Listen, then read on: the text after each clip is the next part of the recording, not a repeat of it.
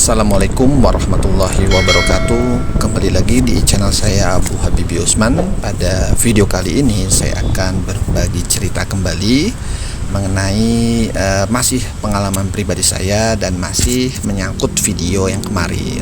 Video kemarin itu saya membagi cerita tentang lamaran pekerjaan untuk anak SMA dan anak SMK. Dan sekarang saya akan membahas tentang mau kerja dulu atau mau melanjutkan kuliah.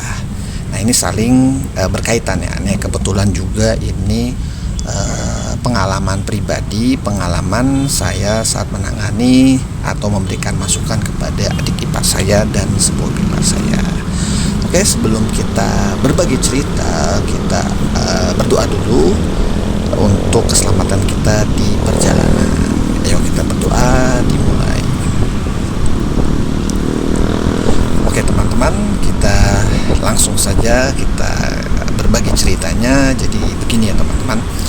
Jadi waktu itu adik ipar saya dan sepupu ipar saya sudah lulus dan sudah saya angkut ya. Jadi waktu itu dia SMA-nya di Cirebon. Jadi saya angkut, mereka mau kuliah atau mau kerja di luar Cirebon ya. Jadi saya persilakan untuk bisa coba peruntukan di Bogor ya, karena di Bogor itu salah satunya banyak saudaranya. Ada kakak istri saya itu kakaknya, lalu ada saudara juga di daerah Bogor kota. Jadi dekat. Jadi mau apa-apa bisalah. Kalau minta bantuan kita juga siap membantu kalau misalkan ada kesulitan. Jadi waktu itu mereka bingung mau melanjutkan kuliah atau mau cari kerjaan. Jadi waktu itu saya kasih saran, kalau kita lihat waktu itu juga mereka berdua itu sudah melakukan tes masuk universitas ya, di negeri, di swasta sih belum sih, di negeri ya, rata-rata di negeri, dan mereka belum beruntung ya teman-teman. Jadi belum beruntung untuk masuk ke negeri, jadi otomatis tinggal swasta aja yang bisa kita andalkan.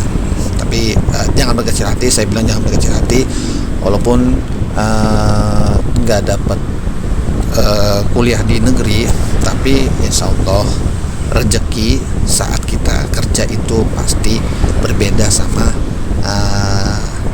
kita kuliah di swasta. Jadi jangan berkecil hati lah, walaupun nggak dapat negeri juga nggak masalah. Tapi di sekolah swasta atau di sekolah manapun, perguruan tinggi manapun, yang penting kalau kita serius, kalau kita bisa memanfaatkan situasi ya, atau bisa kita punya skill yang bagus, pasti insya Allah rezeki atau pekerjaan pasti ada. Jadi itu semangat yang saya semangatin ke adik ipar saya sama sepupu ipar saya. Jadi waktu itu saya coba aja ngelamar pekerjaan dulu, karena kalau kuliah juga kan kalau di swasta agak berat ya, biayanya itu berbeda dengan di negeri. Kalau di swasta karena tidak ada beasiswa ya, tidak ada beasiswa atau tidak ada bantuan lah. Jadi itu satu semester itu bisa berat ya, gitu teman-teman. Jadi saran saya itu lebih baik bekerja lalu kuliah kelas karyawan, karena saya membaca di pengalaman pribadi saya, waktu itu saya itu kuliah dulu. Jadi kuliah dulu itu benar-benar kuliah reguler ya. Jadi kuliah reguler itu kalau kita kuliah reguler, jadi kalau kita diterangin sama dosen tentang misalkan jaringan komputer, itu di otak kita tuh berbayang-bayang, wah jaringan tuh seperti apa sih, komputer terhubung, nah terhubungnya itu lewat mana gitu. Itu waktu di kuliahan, karena kita kan waktu udah kerja baru tahu, oh ternyata jaringan itu komputer sama komputer terhubung lewat kabelan. Nah itu jadi mereka bisa komunikasi. Nah kalau di kuliah, karena kita nggak ada praktek, hanya teori saja, itu angan-angannya bermain ya. Jadi halusinasi atau di otak tuh berpikir-pikir oh ternyata gini, tapi di prakteknya kan tidak ada ya.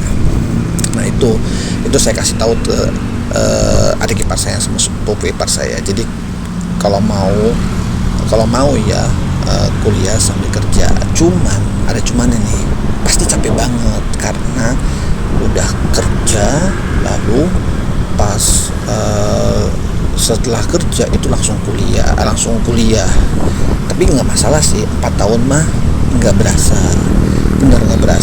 Di tempat saya bekerja di PT Bondor itu rata-rata ada yang masih kuliah kelas karyawan atau kelas universitas terbuka. Nah itu yang saya dulu nggak kepikiran kenapa saya nggak kerja dulu aja ya sambil kuliah, kan lebih enak gitu ya. Jadi menurut saya pribadi nih, kalau kita kuliah sama kerja itu pasti nanti nyambung.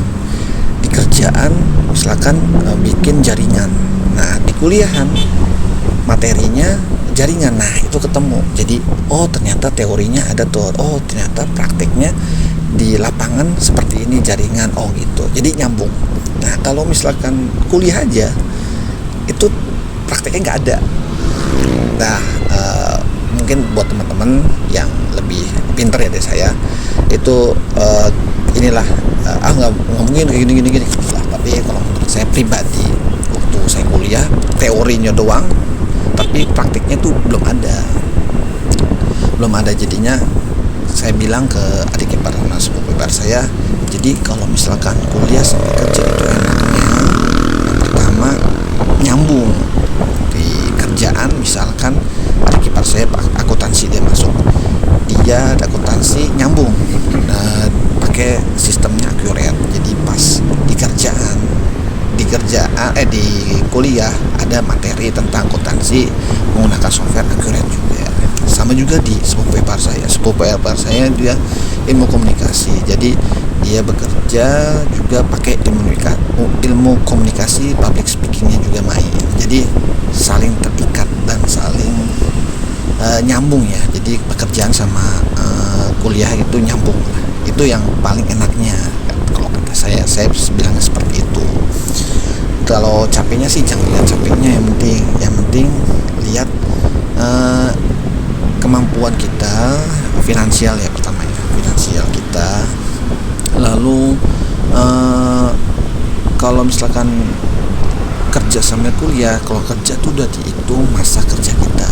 Jadi saya waktu itu nggak kepikiran ya, waktu kuliah udah kuliah dulu aja, nanti juga kerja gitu ya. Padahal kalau kita kerja dulu itu masa kerja udah dihitung jadi 0.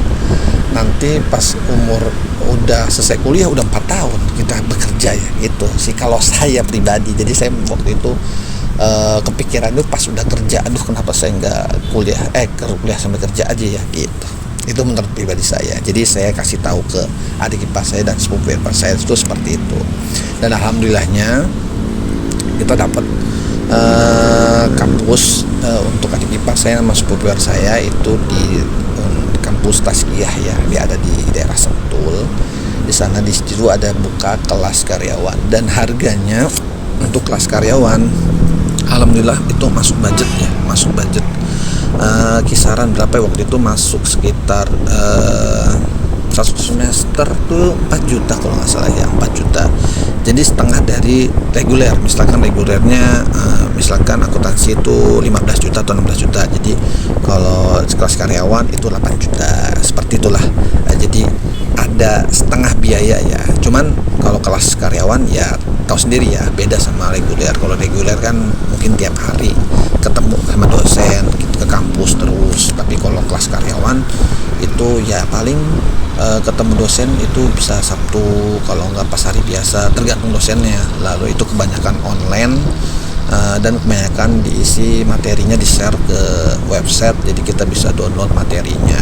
Tapi itu balik lagi ke orangnya masing-masing ya. Kalau orangnya tekun, ulet, dan dia emang niat benar-benar mau dapat ijazah S1, pasti hasilnya nilainya itu tidak jauh berbeda dengan yang reguler.